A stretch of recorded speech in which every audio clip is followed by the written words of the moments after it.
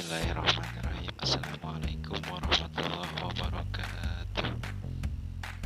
Alhamdulillahirabbil alamin. Wassalatu wassalamu ala asrofil anbiya'i wal mursalin Sayyidina Muhammadin wa ala alihi wa sahbihi ajmain. Gimana kabarnya anak-anak? Semoga kalian selalu sehat dan banyak rezekinya. Amin ya rabbal alamin. Materi hari ini kita akan membahas tentang perkembangan peradaban Islam pada masa kejayaan. Tujuan pembelajaran hari ini yaitu siswa dapat mengetahui nilai-nilai Islam, mendorong kemajuan perkembangan Islam pada masa kejayaan.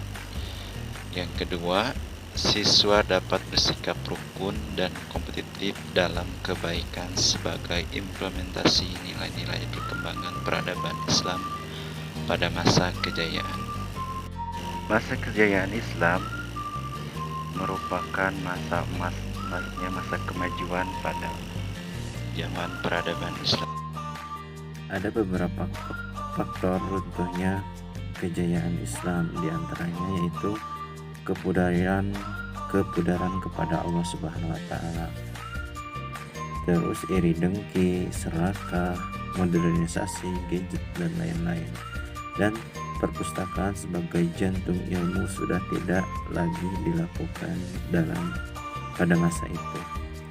Menurut Harun Nasution, ada 3 periode kejayaan Islam, yaitu periode klasik, di mana pada periode klasik ini banyak sekali ekspansi, yaitu terjadi pada 650 sampai dengan 1000 Masehi.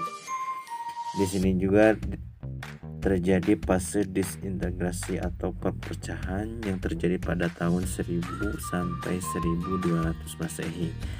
Yang kedua, masa pertengahan atau masa kemunduran, yaitu pada tahun 1250 Masehi sampai dengan 1050.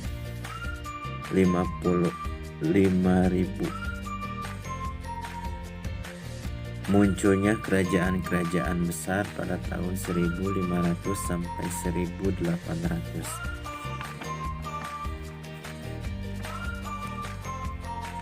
Nah, di sini ada zaman kemajuan. Zaman kemajuan terjadi pada tahun 1500 sampai 1700 Masehi. Sedangkan zaman kemundurannya terjadi pada tahun 1700 sampai 1800. Sedangkan pada zaman modern itu terjadi pada tahun 1800 sampai sekarang. Kejayaan Islam pada tahun 650 sampai 1250 Masehi atau dikenal dengan periode klasik, yaitu adanya 2 kerajaan yang sangat berpengaruh, yaitu kerajaan Umayyah atau Bani Umayyah dan kerajaan Abbasiyah atau Bani Abbasiyah. Pada kerajaan Umayyah terjadi melalui ekspansi meluasnya kekuasaan Islam, banyak gedung-gedung pendidikan sebagai sarana ilmu pengetahuan, politik, ekonomi, militer, dan keagamaan sangat pesat di zaman itu. Ada beberapa faktor intern mengapa pada masa itu sangat maju, yaitu istiqomah, konsisten terhadap ajaran agama. Yang selanjutnya, ajaran Islam yang menjadikan rujukan. Selanjutnya, Islam sebagai rahmatan lil alamin. Islam juga dijadikan sebagai dakwah duniawi dan ukhrawi, sehingga tidak berpaling ke agama yang lain. Selanjutnya ada faktor eksternal, yaitu terjadinya asimilasi bangsa Arab dan bangsa lain dalam ilmu pengetahuan. Faktor eksternal selanjutnya menerjemahkan kitab-kitab asing di lingkungan pendidikan yang sangat giat, terutama dalam bidang umum, yaitu dalam bidang ilmu astronomi, kedokteran, filsafat, kimia, dan sejarah. Yang selanjutnya ada gerakan ilmiah, yaitu adanya etos keilmuan, melaksanakan ajaran Al-Quran secara maksimal, yang dimana banyak dalam Al-Quran yang menyuruh agar menggunakan akal dan pikiran. Selanjutnya melaksanakan isi hadis yang tentang menurut ilmu. Yang selanjutnya ada ijtihad dengan mempelajari ilmu filsafat Yunani. Yang keempat, ulama yang berdiri sendiri, tidak bergabung dengan pemerintahan, sehingga pada masa kejayaan ini sangat pesat. Selanjutnya muncul ulama-ulama yang sangat berpengaruh, yaitu Abu Al-Walid Muhammad Ibnu Rushd, lahir di Cordoba, Spanyol pada tahun 520 Hijriah dan wafat di Maroko pada tahun 595 Hijriah. Ilmu-ilmu yang ditekuninya yaitu ilmu fikih, ilmu kalam, ilmu sastra, matematika, ilmu fisika, ilmu astronomi, kedokteran, dan filsafat. Karya yang sangat populer beliau yaitu Kitab Bidayah Al-Mujtahid, yaitu membahas tentang fikih dan lain-lain. Selanjutnya Imam Al-Ghazali, yaitu Abu Hamid Al-Ghazali, lahir di desa Ghazalah, Iran Utara pada tahun 450 Hijriah, wafat pada tahun 505 Hijriah di Iran.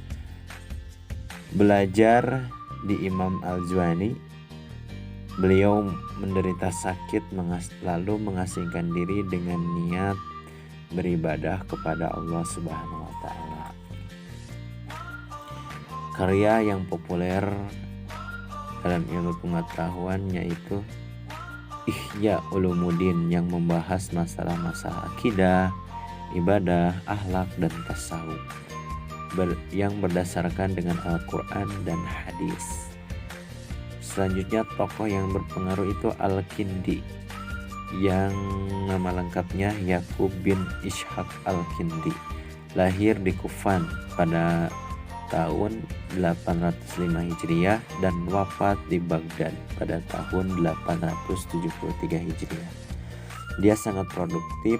Hasil karya-karyanya yaitu ilmu filsafat, ilmu logika, ilmu astronomi, kedokteran, ilmu jiwa, ilmu politik, ilmu musik, dan matematika. Dia juga tidak menolak atau tidak berseberangan dengan ilmu filsafat. Menurutnya, dengan mempelajari filsafat sama-sama tentang kebenaran bahwa Allah itu ada. Yang selanjutnya yaitu Al-Farabi, tokoh yang sangat berpengaruh, atau nama aslinya Abu Nasr Muhammad Ibnu Tahran bin Ashlan Al-Farabi, lahir di Farabi, Transosania pada tahun 870 Masehi dan wafat di Damsyik pada tahun 650 Masehi. Dia keturunan Turki dan bidang ilmu-ilmu pengetahuannya sangat banyak, yaitu ilmu logika, ilmu musik, ilmu militer, ilmu metafisika, ilmu alam, dan ilmu astronomi. Yang selanjutnya Ibnu Sina, nama lengkapnya Abu Ali Al-Husaini Ibnu Abdi Abdullah Ibnu Sina, lahir di desa Absana, wafat di Hamajah. Dia keturunan Arab. Banyak bidang-bidang ilmu yang dia pelajarinya itu ilmu bahasa Arab, ilmu geometri, ilmu fisika, ilmu logika, ilmu hukum Islam, kedokteran, Dalam usia 17 tahun dia sudah terkenal ke Jazirah Arab. Dia juga penulis yang hebat, yaitu menulis sebanyak 200 buku.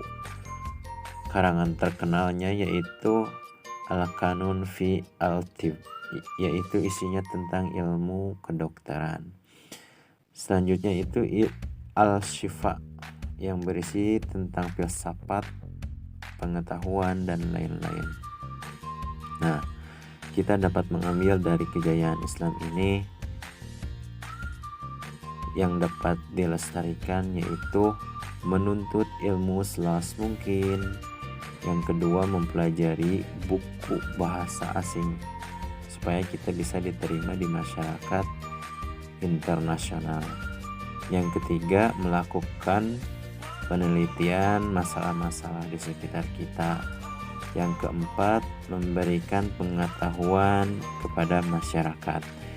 Yang kelima, kreatif dan tekun dalam mencari ilmu, apapun ilmunya. Mungkin hanya itu yang dapat disampaikan, semoga bermanfaat. Kurangnya mohon dimaafkan. Wabillahi taufiq wa hidayah. Wassalamualaikum warahmatullahi wabarakatuh.